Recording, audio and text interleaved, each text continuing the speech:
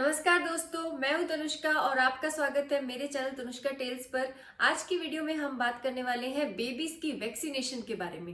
As a new parent हमारे मन में बहुत सारी क्वेरीज होते हैं, बहुत सारे डाउट्स होते हैं कि बच्चों का टीकाकरण कब करवाना चाहिए, कैसे करवाना चाहिए। तो हमें चाहिए एक कंप्लीट गाइड जिससे हम ये जान सके कि ये सब प्रोसीजर कैसे होता है और ये कैसे शुरू होता है। तो आज की वीडियो में हम इसके बारे में डिटेल में बात करने वाले हैं। मुझे याद है कि जब मेरे बेबीज हुए थे तो हॉस्पिटल से ही डिस्चार्ज के टाइम पर मुझे इस तरह का ये कार्ड मिला था। इस कार्ड में शुरू से लेकर बच्चे की किस एज पर कितनी वैक्सीनेशन होगी, कौन सी वैक्सीनेशन होगी, वो सभी जानकारी रहती है। और उसके साथ साथ उसमें डेट के साथ में उसके जो भी वैक्सीनेशन के नाम है वो सब वहां पर एंटर किए जाते हैं। तो इससे आपको काफी हेल्प मिल जाती है कि बच्चे की वैक्सीनेशन आपको कब करवानी है। तो सबसे पहले जब भी आप हॉस्पिटल से डिस्चार्ज होते हैं डिलीवरी के बाद में, तो आपको ये कार्ड दिया जाता है। और अगर ये कार्ड नहीं दिया जाता है तो आप ये कार्ड वहां से डिमांड कर सकते हैं, क्योंकि ये कार्ड बहुत ही जरूरी है। और फिर भी अगर आपके पास ये कार्ड नहीं है तो आप अपने हाथ से एक डायरी में नोट कर सकते हैं, ताकि आपको हमेशा याद रहेगा कि बच्चे की वैक्सीनेशन कब होनी है और किस टाइम पर उसकी वैक्सीनेशन करवानी है। क्योंकि जो वैक्सीनेशन है बच्चे के लिए बहुत ही इम्पॉर्टेंट है, हम इसे मिस नहीं कर सकते हैं। टाइम टू टाइम जो टाइम उसमें दिया जाता है उस टाइम पर वैक्सीनेशन करवाना बहुत इंपॉर्टेंट है, क्योंकि अगर वैक्सीनेशन आगे पीछे हो जाती है तो उसके इफेक्ट्स ठीक नहीं रहते हैं। और vaccination right after birth doctors वहीं पर हॉस्पिटल में ही स्टार्ट कर देते हैं। कुछ सालों पहले जो इम्पोर्टेंट, बिल्कुल बहुत ज़्यादा इम्पोर्टेंट वैक्सीनेशन होती थी वही गवर्नमेंट के द्वारा करवाई जाती थी, और बाकी सभी वैक्सीनेशन हमें प्राइवेट अपने आप से करवानी पड़ती थी। लेकिन आज के टाइम में जो भी इम्पोर्टेंट वैक्सीन हैं वो सभी, ऑलमोस्ट सभी गवर्नमेंट की तरफ से फ्री में करवाई जाती। उसके लिए आपको अपनी तरफ से कुछ भी पे नहीं करना पड़ता है। कुछ ऑप्शनल जो वैक्सीनेशंस हैं वो आप प्राइवेट हॉस्पिटल में अपनी तरफ से करवा सकते हैं। अब हम बात करते हैं इस कार्ड के बारे में। ये जो कार्ड है ये गवर्नमेंट कार्ड है, और इसके अंदर सबसे पहले टीकाकरण का विस्तृत ब्यौरा, जिसमें कि गर्भवती महिला यानी कि डिलीवरी से पहले जो एक लेडी को वैक्सीन लगनी है उसके बारे में भी सब दिया हुआ है।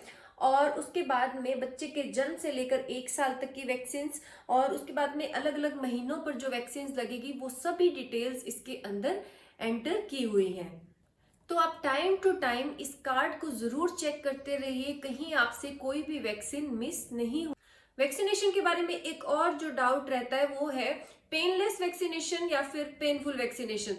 पेनलेस वैक्सीनेशन का नाम सुनते ही हमारे मन में ये आता है कि इससे बच्चे को बिल्कुल पेन ही नहीं होगा, या फिर उसे जब वैक्सीन लगेगी तो बिल्कुल फील नहीं होगा, वो बच्चा रोएगा नहीं। ऐसा बिल्कुल नहीं है, या फिर उसके आफ्टर इफेक्ट्स नहीं आएंगे, ऐसा नहीं है।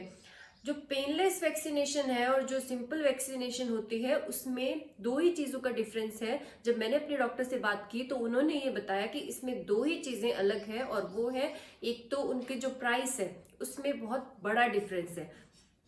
जो पेनलेस वैक्सीनेशन है वो काफी महंगी होती है, और जो सिंपल वैक्सीन है वो उसके कंपैरिजन में कुछ सस्ती होती है।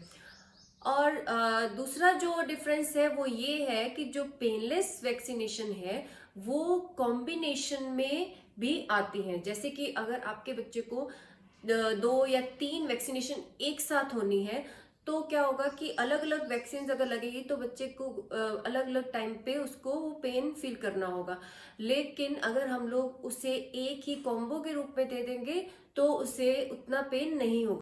तो क्योंकि कोई भी पेरेंट्स ऐसा नहीं चाहते कि उनके बच्चे को बार बार ऐसा पेन हो, तो लोग प्रेफर करते हैं कि उनको जो अलग अलग वैक्सीन है वो सब मिला के और एक ही उसमें जो वैक्सीन में मिलके और वो लग जाए। तो ये पेनलेस और जो सिंपल वैक्सीन है उसका डिफरेंस है, और इसमें कोई बहुत ज्यादा फर्क नहीं है। अब हम बात करते हैं टीकाकरण के आफ्टर इफेक्ट्स, यानी कि उसके बाद में क्या होता है और हम उसके बाद में बच्चों का ध्यान कैसे रख सकते हैं। देखिए, जब वैक्सीन लगती है तो उसके बाद में बच्चे के लिए हम ज़्यादा कुछ नहीं कर सकते हैं। जो थोड़े बहुत उसको बुखार या इरिटेशन या कुछ भी सूजन वगैरह होगा वो उसे सहन करना ही पड़ेगा। हाँ, हम अपने डॉक्टर से पूछ के कोई दवाई वो अगर रिकमेंड करते हैं तो हम दे सकते हैं, जैसे कि उसमें क्रोसिन, जो बेबीज के लिए क्रोसिन आती है, या फिर जो बेबीज के लिए पैरासीटामोल होती है, वो हम उसे उतनी क्वांटिटी में जितना डॉक्टर्स ने रिकमेंड किया है उतना दे सकते हैं अगर उसे बुखार या पेन फील होता है।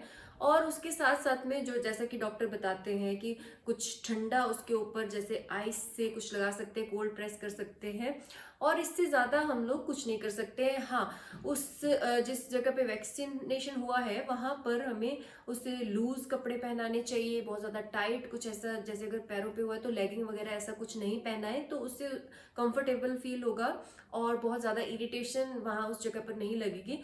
और मसाज या उसको टच करना बार बार, ये अगर हम लोग 2 दिन तक अवॉइड करें तो अच्छा होगा।